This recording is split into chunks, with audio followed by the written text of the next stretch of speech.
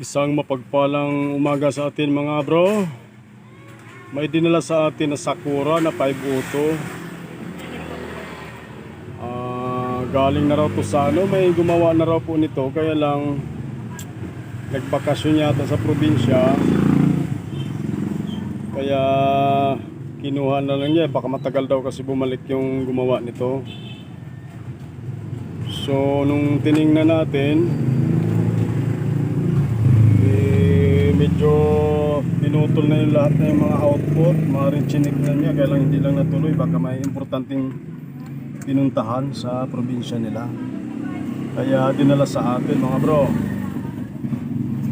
So ngayon, lahat ng pinutol dyan ng mga output, check muna natin kung alin yung shorted, kung alin yung mga sira. Tapos may nakita pa tayong mga sunog dito na resistor na maliit.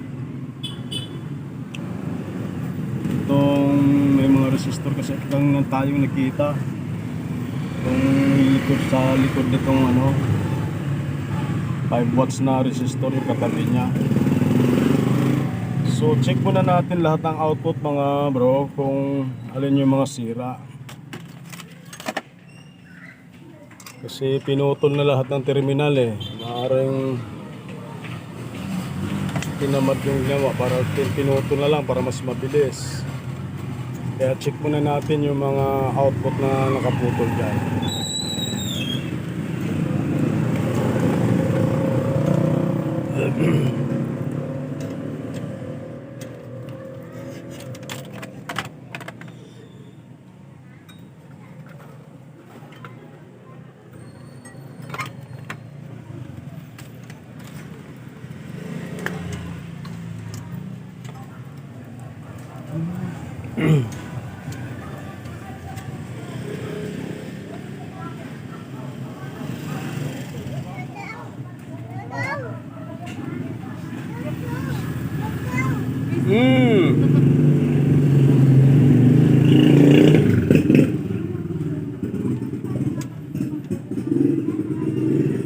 Nakita kagad tayong shorted mga bro.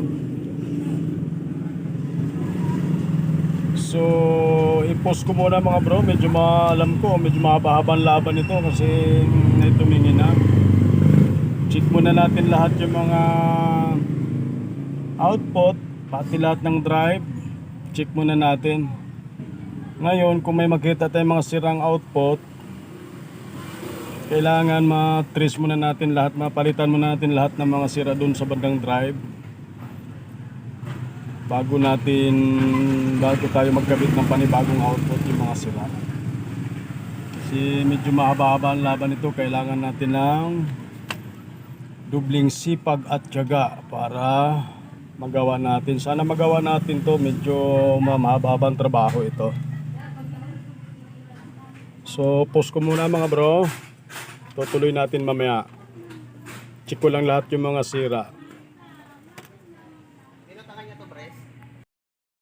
So mga bro, na-check ko na yung lahat ng output. So may nakita tayong tatlong sirang output, yung nilagyan ko ng mga ikis. Yung isang NPN, ito, shorted ito. Tsaka itong dalawang PNP na power output transistor. Yung iba naman okay naman, bali tatlo lang lahat yung nakita kong sira na output. So ngayon, ito ang side na right side ang may problema na So dito tayo mag-focus, lahat ng mga drive dito sa right side na channel. Yun ang halughugin natin. Isa-isahin natin yung mga parts dyan para mapatino na natin tong kabilang channel na to. Sa kabilang channel kasi okay naman lahat ng output dito. So ibig sabihin yung left channel malamang wala siyang problema. Dito lang sa right side.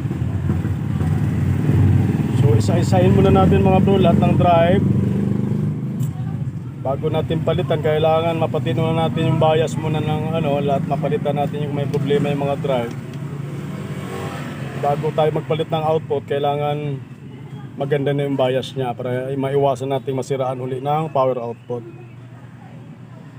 So post muna natin uli mga bro. Isa-isahin ko lang lahat ng mga drive kasi medyo pagtyagaan natin, isa-isahin talaga to para maayos natin. Sana nga maayos natin. Pero sikapin natin na magawa para masumaya naman yung may-ari nito. Post muna natin mga bro. So mga bro, na-check na natin lahat ng mga transistor sa naglulukong channel. So ito lahat yung nakita natin mga sira mga bro. Yan lahat ang mga sira na nakita ko sa ngayon. Tatlong power output. Napunta na ako dun ya. Itong drive na dalawang transistor na to, C2073 at saka yung E940, shorted din yan siya. Pati yung resistor na 5 watts ito na to. So yun lahat sa ngayon nakita ko mga bro. So ito yung mga pinalitan ko sa ngayon. Itong dalawa na to, yung drive na ito, tsaka ito, tsaka itong transistor na C9014, pinalitan ko rin to, sira din to mga bro. So napalitan ko na lahat yan. Chinik ko na rin yung bias, okay na siya. Saka na tayo maglagay ng power output sa ngayon. Kasi hindi pwedeng magkabit tayo ng power output pag hindi pa normal yung biasing natin, bias voltage niya. Kasi maninira uli ng output yan pag medyo mataas yung voltage na lumalabas sa bias. Kailangan normal na yung bias bago tayo magkabit ng power output para hindi masayang yung power output natin. Medyo mahal din yan pag binili. So, pwede na natin kapitan mga bro. Kapitan ko muna ng power output nang malaman natin kung gagana na siya. Sana nga gagana na. Para medyo masaya-saya tayo. Na-resolve natin itong amplifier na ito. Medyo kailangan lang talaga nito ng katulad sa atin na hindi naman ganong magaling. Nakakat. Kumbaga tamang-tama lang.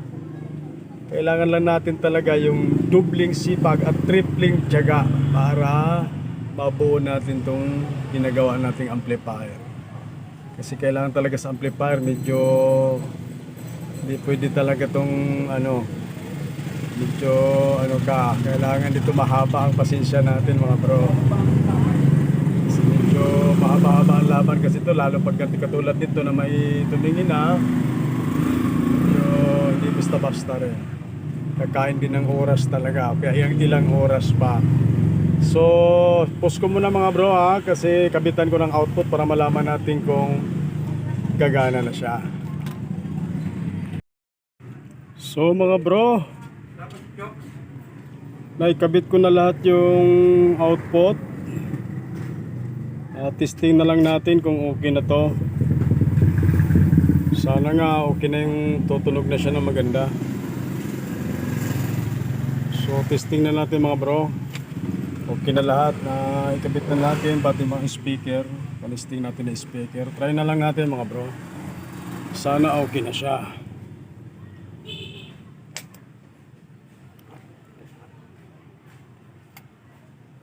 Yun, pumitik na yung relate. Testing natin.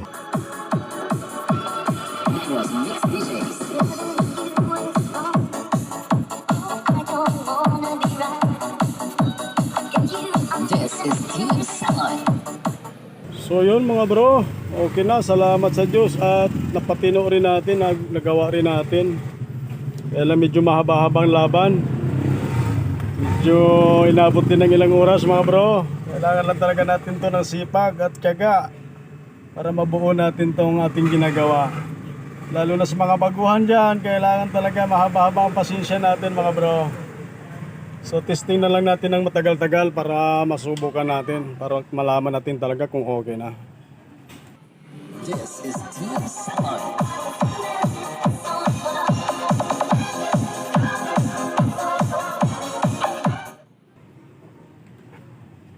So okay na mga bro. Sarado na lang natin para testing natin ang mahaba-haba para sigurado na walang back job. So yun lang mga bro, maraming salamat sa inyong panunood dyan. Kung nagustuhan nyo yung video ko, paki-subscribe na lang, like and comment. Maraming salamat uli at magandang tanghali sa ating lahat.